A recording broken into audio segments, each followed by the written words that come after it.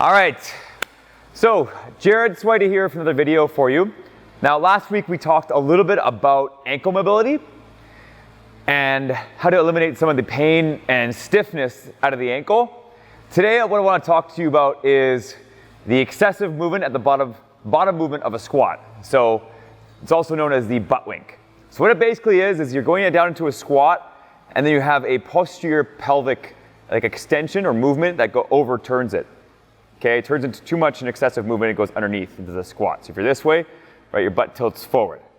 Okay, it doesn't have too much to do with your hamstrings, it's more so to do with your ankle mobility and then also where your hips go in. So we'll go over a few different stretches and everything to cover that area. So if you want to check out last week's video, feel free to do so in my feed and also on my YouTube page. So it'll just cover basically ankle mobility, which will help in this movement. We're going to go a bit deeper into some stretches and give you a few examples that's going to help and assist you through this movement. Now, the main thing why this movement or preventing this movement is so important is because you go into a few different positions in there, right? So you go down into neutral spine position, and then you go into a posterior sort of position with the lower back. So it's going to go out of position. And then you're forced to go back into the position again. And when you're adding weight on top of it, it's just a recipe for disaster. And even if you start in a position in a wrong form, and you go down to the position wrong, it's just going to all go into a big mess. You can actually cause a little bit of bulging discs eventually, right? You load up the bar quite a bit, it has to go out, putting pressure underneath you, and then it's going to fold back up, and you're going to have to go right back into position again, and it's just going to cause a whole plethora of problems. So we're just going to avoid that completely. All right. So the first thing that I want to cover is trying to do like a little test. So if you actually look, we're going to showcase a video of me going into a bodyweight squat and then exceeding that bottom position. Okay, posterior pelvic tilt. It's too much. And then afterwards we'll do a little comparison to see how it goes. So we're going to do a test. We want to call it the 5-inch test. So we're going to start that off from the pinky here, and it'll go all the way up to the thumb. It's around 5 inches or so. It might be different for everyone, but generally that's kind of the area you kind of aim for. So we'll come over here. Now, what you'll do is you'll put it right in front of a wall, or if you have like a post like this, perfect.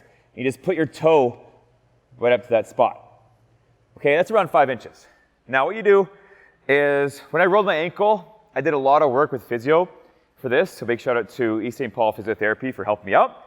And then you just see how far that knee can go. Now I'm cold, okay, so as I bring it in, the knee just kind of taps it, but it has a little bit of resistance. So I'm going to try it in the other one. All right, so just up here, about 5 inches.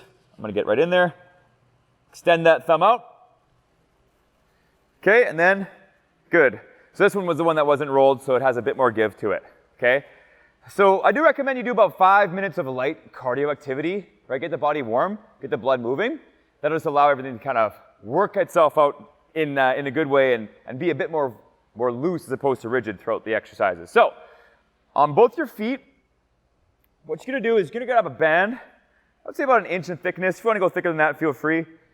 Wrap it around something. If you don't have a band, that's okay. You can grab a rope or anything that's going to apply some resistance to that area. All you do is you just put it over top of the ankle. Now, not here. That might be too high up. So you put it around here. This is going to be your talus bone. It's going to make us do a bit more dorsiflexion. So pull it all the way forward as far as you can go. And make sure it's around that bottom area, that talus bone. Because if it's too high, the actual movement systems won't help if you have it too high up. So keep it there. And then, right, you got some resistance.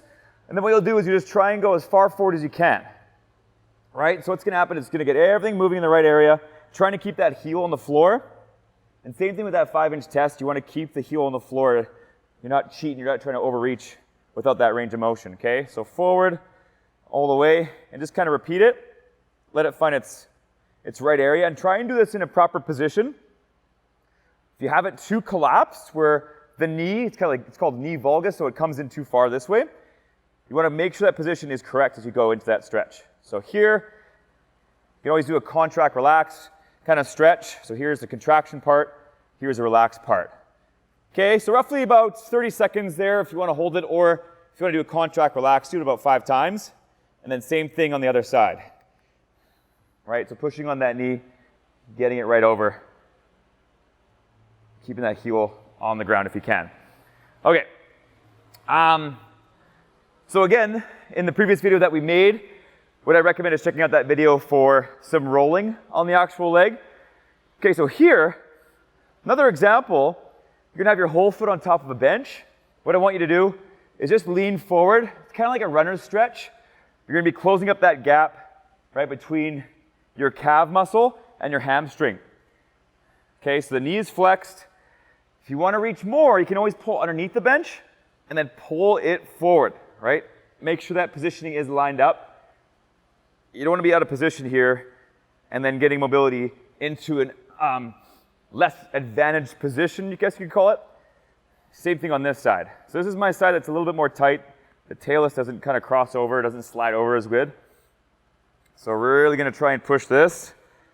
You might feel or hear some popping in it too. Good, just pull it down. Beautiful. Good. Okay, next up, what you can also do, when you're going into a squat, generally it's a great idea to have your feet about hip width apart. If you're going really heavy, or some people, they like to go wider with the position, that'll allow their hips to be in external rotation, or you can even create that when you're in a narrow position too. So as you go down, what happens is you want your knees to kind of force out, because a lot of the stiffness will come from here.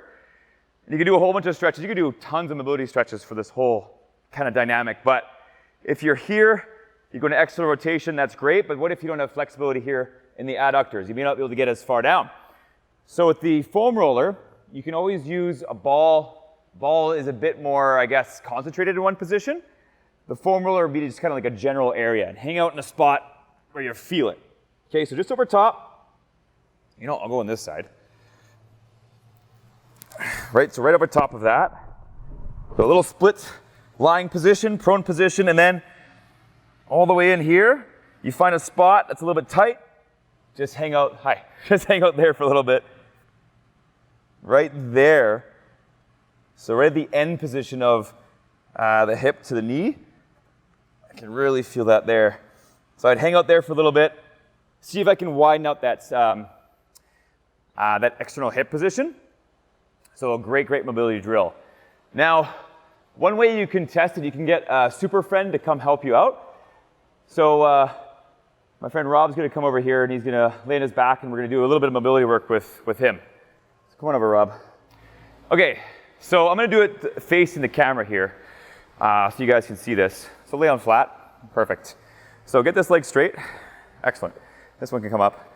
Okay, so what we're gonna do is I'm gonna lift his leg up and I'm gonna see where, and you might be able to see it too, where his hips actually start to come up. So that might be his end range for his squat, for the depth.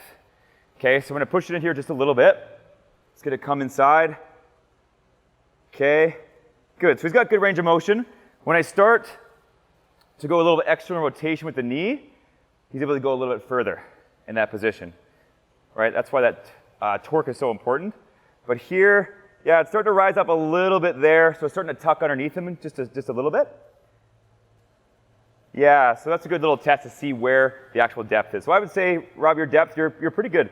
The knee is just a little bit past the actual hip, and then it starts to come up right about there. So that's pretty good, that's past, right? Then put a lot of weight on there, you'll get more room if you go out like this, right? That creates a bit more of a more stable position, I guess you could say. Thanks, Rob. Anti-COVID, I know. There you go. Yeah, so that's about it as far as I can tell. So a lot of this information came from Squat University and Kelly Starrett. So both those guys have amazing mobility drills.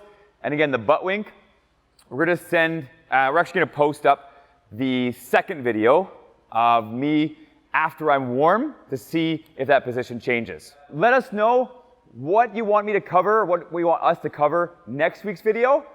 But be sure to like this video, subscribe if you'd like. We'll see you guys again next week.